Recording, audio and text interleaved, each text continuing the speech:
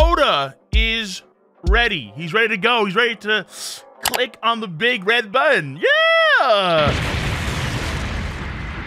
About to send us blasting off again into the greatness that is One Piece WA content for 2023. Egghead Island, I think, honest to God, is going to be a much longer arc than some folks have first perceived. And Oda's comments, I think, only solidify just how long, potentially robust this arc can be. That's right. So let me read to you what Oda said in Jump Festa. Big ups to, of course, Otter, Library of Hara, where he posted on his Twitter page. So here we go. Wait. And of course, for the sake of time, I'm going to focus on the more important bits. Okay. This long story has already been going on for over 25 years. And recently, I've noticed that more and more younger readers are getting into it, which makes me happy. I know I've been saying a Final Saga this and Final Saga that, but it's not going to end as quickly as I'm making it sound. Hello? Told you. Oda's comments right there about the final saga means that Oda is ready for a robust grand finale of One Piece that is not going to take the initial, 3 years that he'd actually intend on doing. So once again, Oda continues to botch his own timelines. Oda said for a very long time, the story is X% complete over the course of last decade. It's wrong! Ichiro Oda probably realized, okay, you know what? I'm wrong. I got this a lot longer than I thought it would be, as per usual, because what matters more than the time we get it done in is how good the story is. Correct, sir. So I'd recommend not stressing over it and just reading comfortably. And finally, for the future of the One Piece manga, no way. That person and that person are going to be fighting? That's the type of story you can expect. If I were to give a title, I'd call it a free-for-all battle royale. I hope no one dies. Scary. So let's hop right into what he said at the end. The free-for-all battle royale. Right now, we have Luffy versus Rob Lucci. And Luffy is 1,000,000% winning.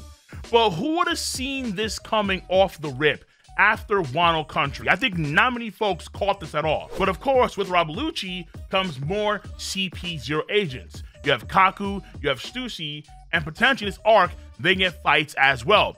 Also, Kizaru is en route. Scary. At the moment, I've not read chapter 1070, so I'm not too sure if it's gonna be that chapter or not. I'll find it real soon. But there's also a chance that Kizaru is also going to engage in combat with somebody, peoples potentially, on Egghead Island. I personally would love a Sanji versus Kizaru, potentially setting up what I think could be Sanji's final fight in the series.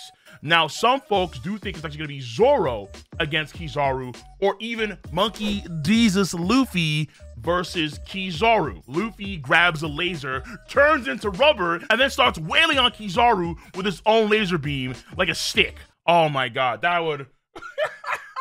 1, 2, bring it here, 3, 4. But then, of course, keep in mind that the G14 Marine base is nearby. So you have Helmeppo, Tashigi, Doll, Hibari, Prince Groose, and potentially, haven't seen him yet, but potentially Smoker. What if they also are involved in the Egghead Island situation?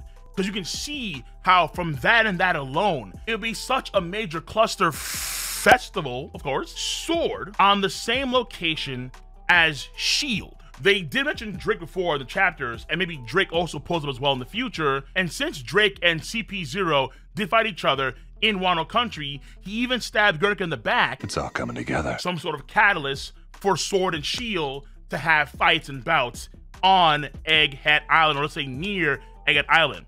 And also, I do kind of want to see a Zoro versus Tashigi part 2, but more so for the character component side of things here. What they would say to each other now, her comments about Enma, which might help Zoro in a roundabout way unlock a Black Blade, and then Tashigi's improved strength from Punk Hazard, and Zoro's comments to her about that. And of course, we could have a Smoker versus Luffy, but what if, let's say, it's a three-way fight? So it's Smoker versus Lucci versus Luffy.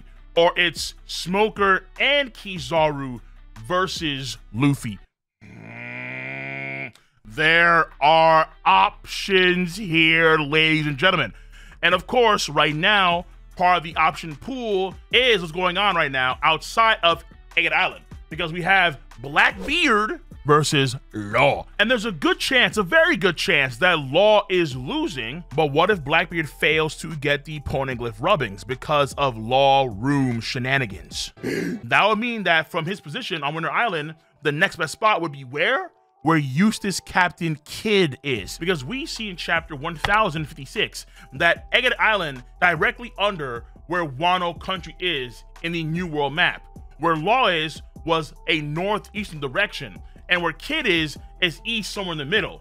So Egghead Island is actually further away from Winter Island than where Kidd is right now.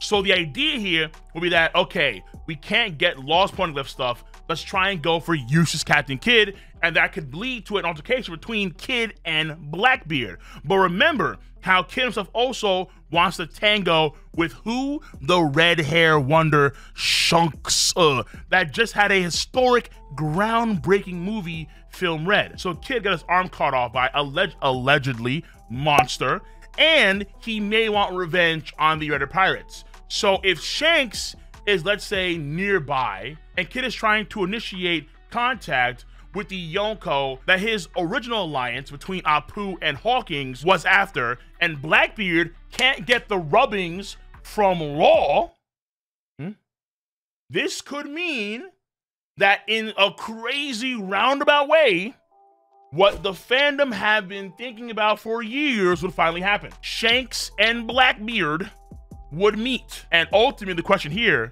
is Blackbeard ready? Hell no! Would Kidd team up with Blackbeard to try and get revenge on Shanks? Oh, spicy content. I'll be honest with you, man. I think that right now, nobody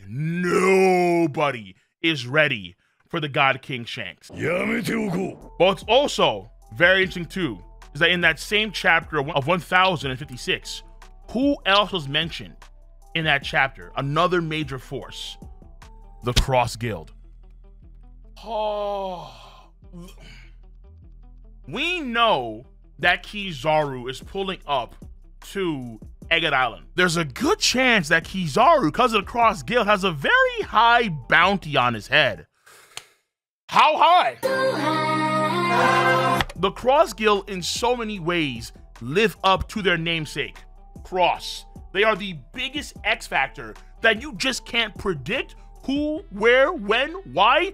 They just could manifest. Cats like Mihawk, cats like Crocodile could just manifest and create all sorts of chaos. And recently, I was talking to Randy Troy for a collab stream. You can check it out over here in the corner. And we did discuss the idea, the theory, that Caribou is Crocodile's man, because Caribou has a similar build to Mr. 10, the former Baroque Works agent that was drawn in the One Piece Color Walk Volume 2. So there's a possibility that Caribou this entire time was feeding intel to Sir Crocodile. And it just so happens that another former warlord is also on the move, Bartholomew Kuma. Where are you going? Probably Egghead Island. To do what? To try and save his daughter, allegedly. But is it possible that still Monkey D. Dragon could be involved in this situation right now, particularly considering the history between himself and Dr. Vegapunk? This is possible. This is very possible. But of course, it all depends on how long we stay on Egghead Island. The longer we stay on this island, the more likely it is that not just Kuma, but also Dragon pulls up. And if Dragon pulls up, oh my God, please.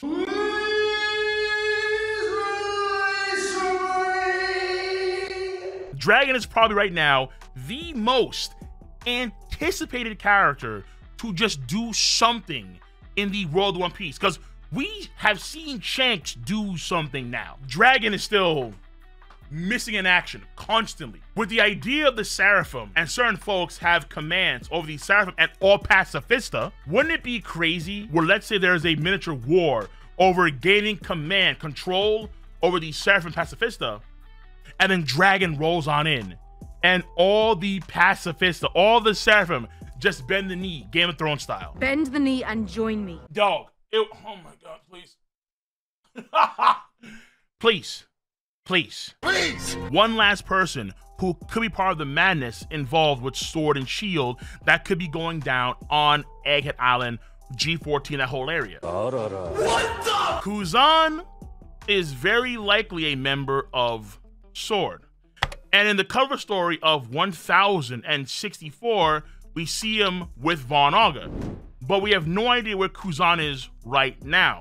Is it possible that Kuzan is, let's say, already on G14 or going there to talk, let's say, with Smoker and expand upon the details and conversations that they had on Punk Hazard, which were in a way alluding to the existence of Sword. Let's say to see if Smoker was ready to join Sword.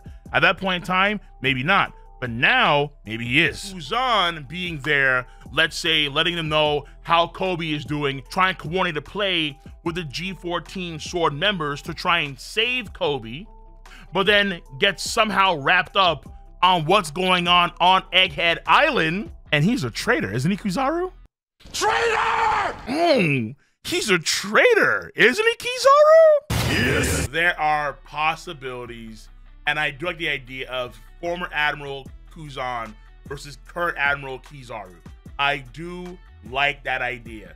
Things could get spicy, and when Oda gives you the idea of a no way moment, oh yeah, that would be one of those major no way moments.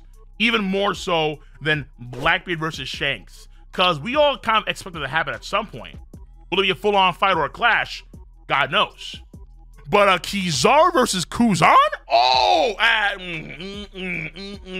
jaws dropping. Everyone focus. And Oda flexing hard as hell in 2023.